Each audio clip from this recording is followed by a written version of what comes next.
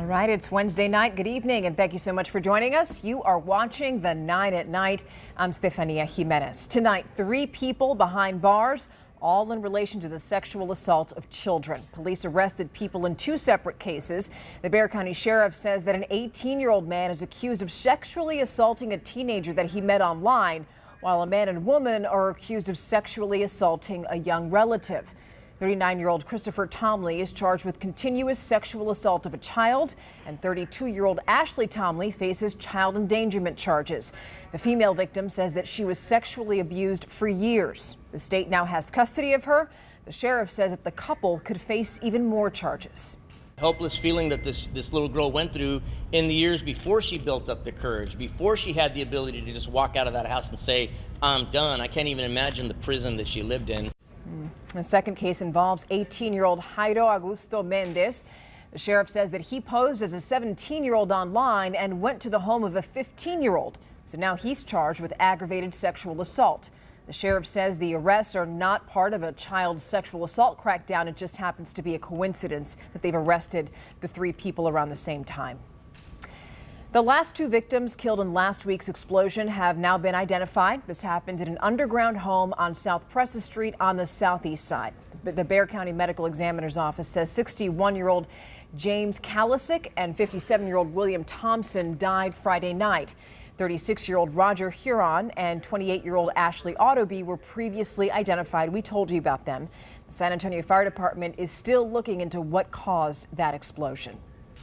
Parents at Assurance Elementary School are still shaken today, understandably so, after an 8-year-old brought a loaded gun to school yesterday, which we told you about.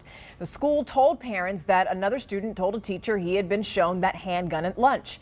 Assurance police haven't said whether there was an intended threat or if there are going to be any charges in this case. Honestly, I'm scared. I have a kid that goes to high school and a kid in elementary school, and not knowing what could potentially happen is scary.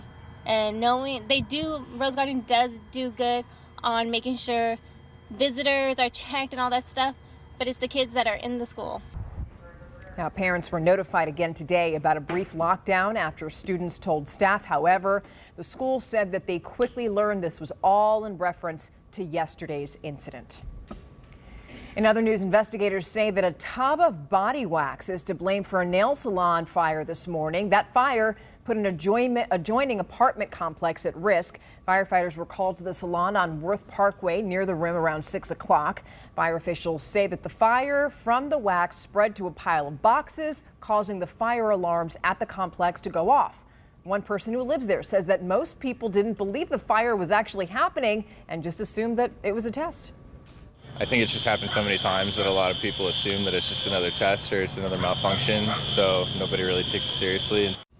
So nobody was hurt. The people at the apartments worry, though, if the next time the alarm ringing is going to be a serious issue. A spokesperson for the apartment complex, which is Graystar, released a statement that reads in part, quote, "While it is true the fire occurred during the time the system was being tested for annual inspections, it did work as designed," end quote.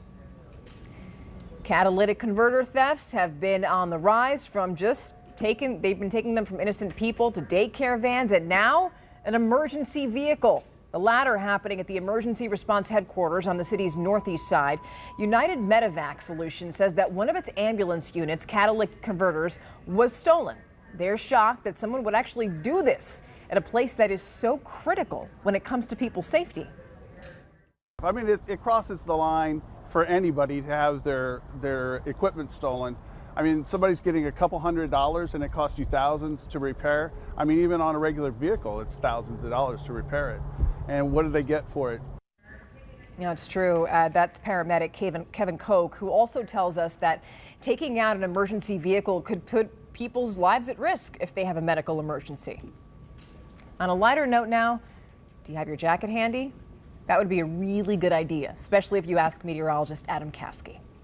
Have a jacket ready for tomorrow morning. You'll feel the chill in the air. 36 degrees, our low temperature at 7 a.m. We will warm up nicely. By noon, sunny, 60 degrees, high temperature of 68, and really not much of a breeze tomorrow.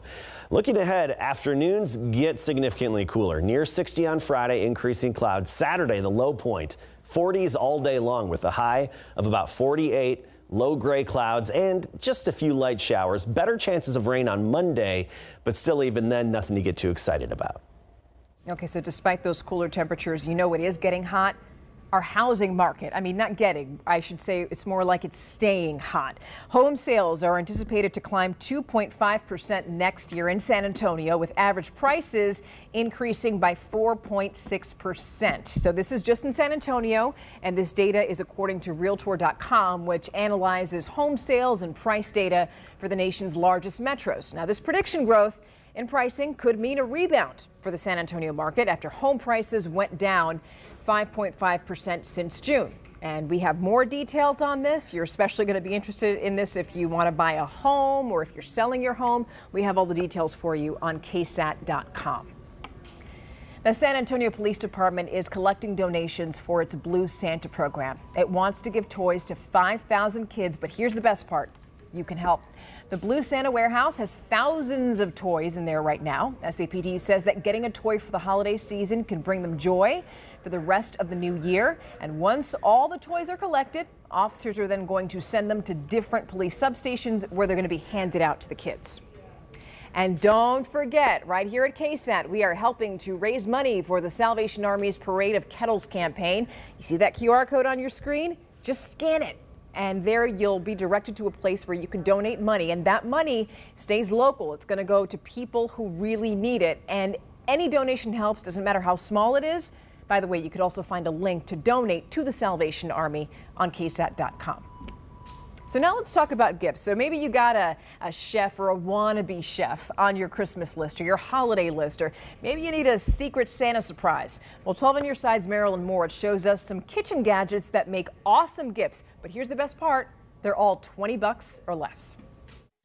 You don't need to spend a lot to make a great meal. Same goes for prepping the meal. We tested tons of kitchen gadgets this year that are great gift options for the foodies on your list.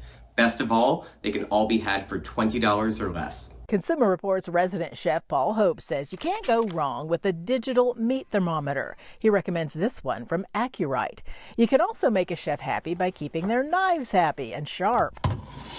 A sharp knife is not only safer, it just works better. It makes meal prep easier, and you don't have to spend a lot of money to get a great knife sharpener. This manual kitchen IQ costs about $10. A mandolin slicer is helpful when presentation matters or when you have a lot to slice. Testers like the simplicity of this handheld Kyocera. It even slices hard foods and costs $20.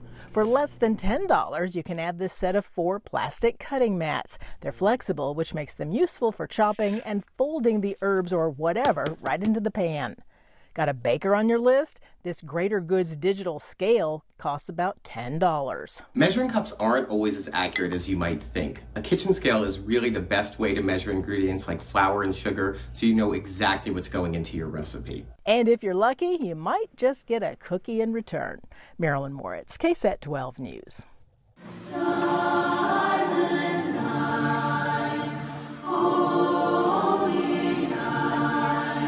Yeah, this is awesome. Now, before we go, we want to show you a fun holiday experience that you can have right here in San Antonio. My friends and I went to the Natural Bridge Caverns, where carolers sing holiday music in different areas throughout the cave. And it was so nice. It was a different experience. I'd highly recommend it. Just some advice: wear some hiking shoes and know that it's going to be mega humid down in the caves. By the way, a great idea for a first date.